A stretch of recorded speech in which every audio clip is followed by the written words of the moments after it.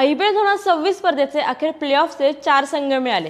हे 4 संघ कन्फर्म होण्यासाठी तब्बल 69 सामन्यांची वाट पाहायला लागली। राजस्थान रॉयल्सने मुंबई इंडियन्सला वानखेडे स्टेडियमवर हरवलं आणि प्लेऑफची उरलेली चौथी जागा मिळवली। त्यांच्या आधी RCB, गुजरात टायटन्स आणि सनरायझर्स हैदराबाद यांनी प्लेऑफचं स्थान मिळवलं होतं। पण यंदाच्या IPL मध्ये सर्वात मोठा ट्विस्ट म्हणजे यंदा IPLला नवा विजेता मिळणारच नाहीये। होय, खरं आहे। IPL मध्ये असं पहिल्यांदाच घडलंय की प्लेऑफमध्ये पोहोचणारे 4ही संघ माजी विजेते आहेत। यापूर्वी प्रत्येक वेळी प्लेऑफमध्ये पोहोचणाऱ्या 4 संघांपैकी एक तरी संघ असा असायचा ज्याने ट्रॉफी जिंकलेलीच नव्हती।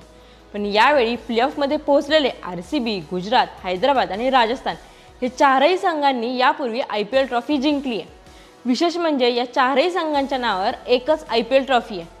त्यामुळे जो संघ यावेळी जिंकेल त्याची ही IPL मधील दुसरी ट्रॉफी असणार आहे। राजस्थानने 2008 मध्ये, हैदराबादने 2016 मध्ये, गुजरातने 2022 मध्ये तर RCBने 2025 मध्ये IPL ट्रॉफी जिंकली आहे। आणखी एक महत्त्वाची गोष्ट अशी की RCBला आता मुंबई आणि चेन्नईच्या पंक्तीत बसण्याची संधी आहे, पण त्यासाठी त्यांना यावर्षी IPL जिंकावी लागेल। कारण यापूर्वी केवळ मुंबई आणि चेन्नई असे 2च संघ आहेत ज्यांनी लागोपाठ IPL ट्रॉफी जिंकली आहे। तर तुम्हाला काय वाटतं, यावेळी कोणता संघ दुसरी IPL ट्रॉफी जिंकेल? कमेंट्समध्ये नक्की सांगा।